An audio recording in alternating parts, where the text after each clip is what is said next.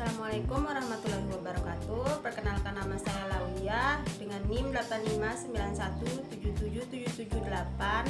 Saya dari UTBJJ Mataram.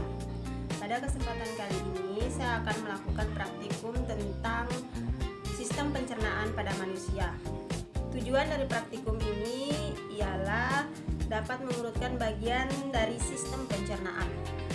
Alat dan bahan yang digunakan adalah gambar sistem pencernaan dan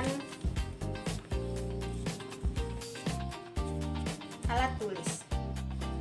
Sistem pencernaan merupakan sistem yang menerima makanan dari luar dan mempersiapkannya untuk diserap oleh tubuh dengan jalan proses pencernaan, yaitu mengunyah, penelanan, dan pencampuran dengan enzim dan zat cair yang terbentang dari mulut sampai anus.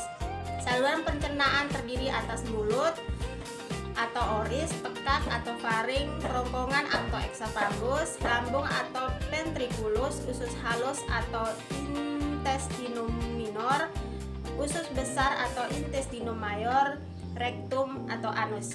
Mulut berfungsi sebagai tempat masuknya makanan dan dimulainya proses pencernaan. Di dalam mulut terjadi pencernaan secara mekanik oleh gigi dan pencernaan kimiawi oleh enzim amilase. Gigi berfungsi untuk menghancurkan makanan menjadi ukuran yang lebih kecil, sehingga memudahkan enzim amilase bekerja. Enzim amilase lalu akan menguraikan kandungan pati atau amilum dalam makanan menjadi gula sederhana yang dapat diserap tubuh. Enzim amilase diproduksi oleh kelenjar ludah. Selain itu, di mulut juga ada lidah yang akan mengaduk makanan sehingga bisa bercampur dengan enzim amilase. Kemudian, makanan akan didorongkan atau disalurkan ke tenggorokan dan kerongkongan. Di tenggorokan atau paring merupakan saluran pencernaan yang menghubungkan rongga mulut ke kerongkongan atau eksofagus. Makanan yang ditelan dari mulut kemudian masuk melalui tenggorokan dan diteruskan ke kerongkongan. Pada dinding kerongkongan terjadi gerakan peristaltik, yaitu gerakan meremas-remas yang mendorong makanan menuju lambung. Kemudian di lambung terjadi pencernaan mekanik dan pencernaan kimiawi. Pencernaan mekanik di lambung terjadi saat makanan dihaluskan kembali oleh otot-otot lambung. Sementara itu, makanan akan mengalami pencernaan kimiawi karena dicerna oleh enzim dalam getah lambung. Getah lambung ini dihasilkan dari sel kelenjar dinding lambung. Getah lambung ini terdiri dari pepsin, enzim yang berfungsi memecahkan protein menjadi asam amino. Renin, enzim yang berfungsi mengubah protein menjadi kasein. Asam klorida atau HCl, asam yang berfungsi untuk membunuh kuman dan bakteri pada makanan dan mengaktifkan pepsinogen menjadi pepsin. Lambung terdiri dari beberapa bagian, yaitu fundus, badan lambung, kardiak, pilorus, dan otot sphincter. Jadi, secara keseluruhan, fungsi dari lambung diantaranya untuk mencerna protein, menyimpan makanan selama 2-5 jam, dan mematikan mikroorganisme berbahaya yang ada di lambung karena asam lambung. Setelah melalui pencernaan di lambung, maka akan perlahan-lahan didorong masuk ke usus halus. Usus halus merupakan organ pencernaan yang terletak di antara lambung dan usus besar. Bentuknya merupakan saluran dengan panjang sekitar 670 cm sampai 760 cm.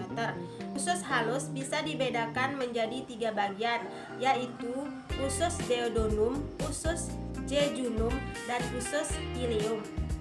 Duodenum atau usus 12 jari berfungsi sebagai tempat pencernaan makanan secara kimiawi.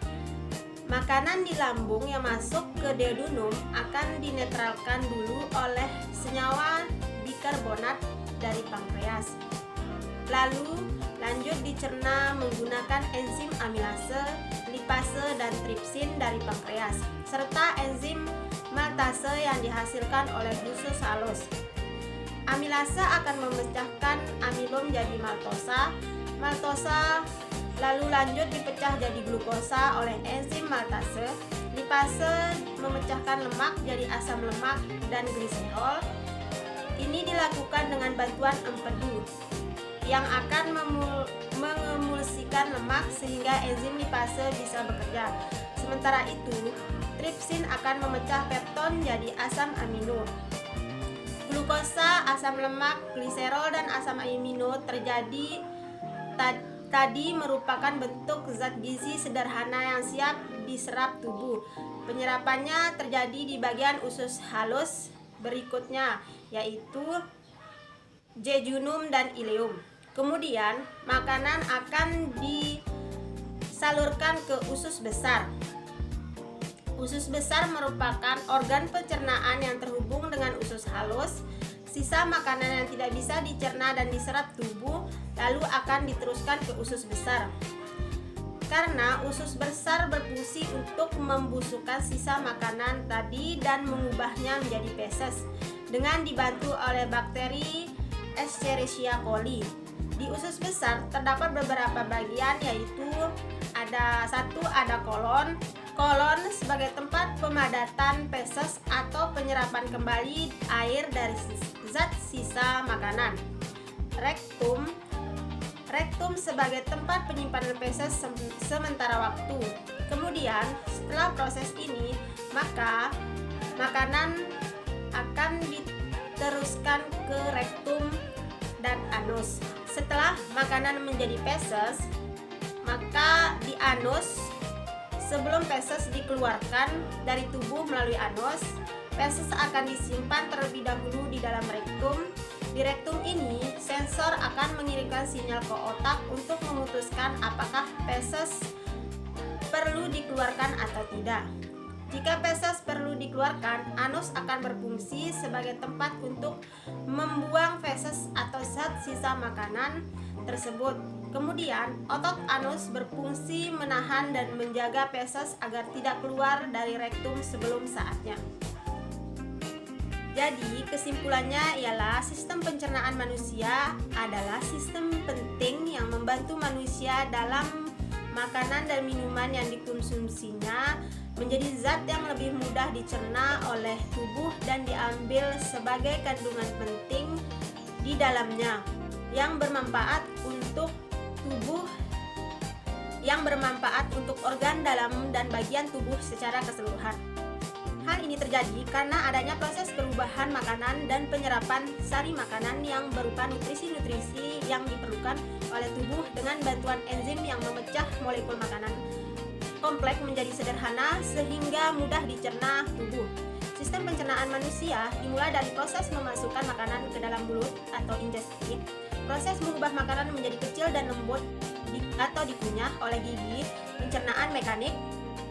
Proses mengubah molekul kompleks menjadi sederhana oleh enzim, asam, dan air atau pencernaan kimiawi. Penyerapan nutrisi dan pembuangan kotoran atau proses penyingkiran.